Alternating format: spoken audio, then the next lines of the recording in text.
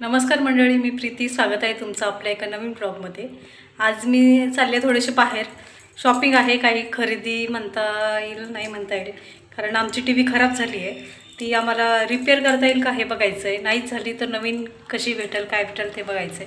अजून छोटी मोठी कामं आहे ते पण आहेत. चला बघूया आज काय होतं काय नाही. आम्ही टी व्ही घेतो की नाही ते सुद्धा बघा.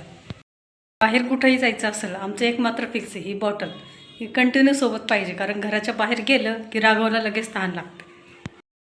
चला निघूया आपण आता. Lights of.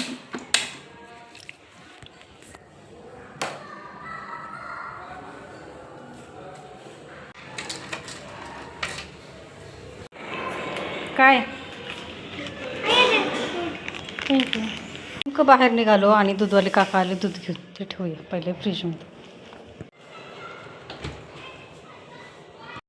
घरातून निघून 5 मिनटं झालं नाही तर लगेच राघवला तहान लागली, म्हणून ही बॉटल कंटिन्यू सोबत आम्हाला ठेवावीच लागते. आणि आज बाहेरच नाश्ता करायचा ठरवला आणि मग तो मनसोक्त खाल्ला.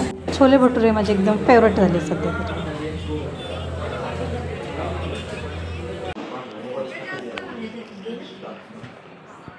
घरी नाही यायचं.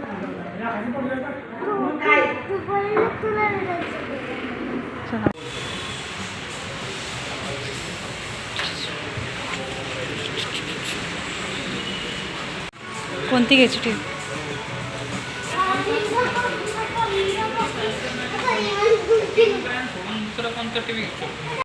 आलो टी व्ही बघायला, पण बाकीच्याच गोष्टी जास्त बघतो. वॉशिंग मशीन, मिक्सर, कूलर, अजून हे फ्रीज, हेच बघून घेतो आहे आम्ही.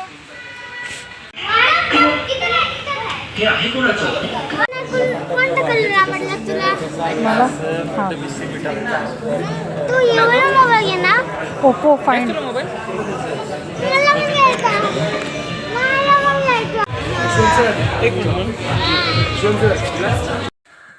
तर आम्ही शॉपिंग करून आलो आहे. टी व्ही बघितले, 2-3 शॉपमध्ये गेलो होतो.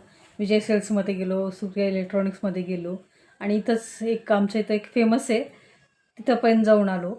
2-3 प्रकारच्या टी व्ही बघितल्या आहे. सगळे 35च्या अबोव्ह टी व्ही आहेत, छान छान. आम्हाला एक सोनीची आवडली होती, त्यात पण 1-2 व्हेरियंट आहे, ते बघितले. आणि अजून बघूया, त्यांचे फ्रेंड पण आले होते तिथं. जेव्हापासून आमचं लग्न झालं आहे ना, त्यांचे एक फ्रेंड आणि त्यांचे बायको नेहमी आमच्यासोबत आहे. म्हणजे आम्ही इथं आल्यावर काही आम्ही सामान घेतलं होतं, काही फर्निचर घेतलं होतं, त्या रूम बघण्यापासून आमचं हे जे घर आहे ते घेतलं आम्ही, तेव्हाही ते आमच्यासोबत कायम होते. म्हणजे खूप दिवसानंतर त्यांना भेटून आम्हाला खूप आनंद झाला. त्यांचे मुलं राघव, ते आता खूप दिवस झाले, म्हणजे निदान 1 वर्ष तरी झालं आम्ही भेटलोच नाही. फोनवर काय ते बोलणं होतं. त्यांचंही काम असतं, यांचंही काम असतं, आणि थोडं लांब आहे आम्ही राहायला. पहिले जवळ होतं तेव्हा सारखं येणं जाणं, एकमेकांकडं खाणं पिणं सगळं व्हायचं आमचं.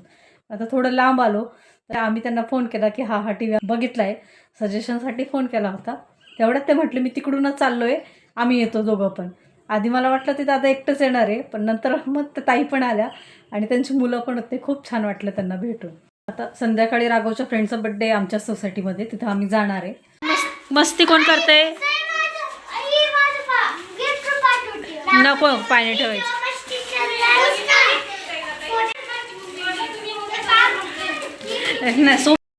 राघवच्या फ्रेंडच्या बड्डेला जाऊन आलो आम्ही. आता वाजले 9. तर आम्ही आज काय केलं, टी व्ही बघितला, पण ती अजून काही फायनल झाली नाही आमची. आणि ज्वेलरी शॉपिंग म्हणजे अशी करायची नव्हती, जस्ट बघायला गेलो काहीतरी आहे का नवीन.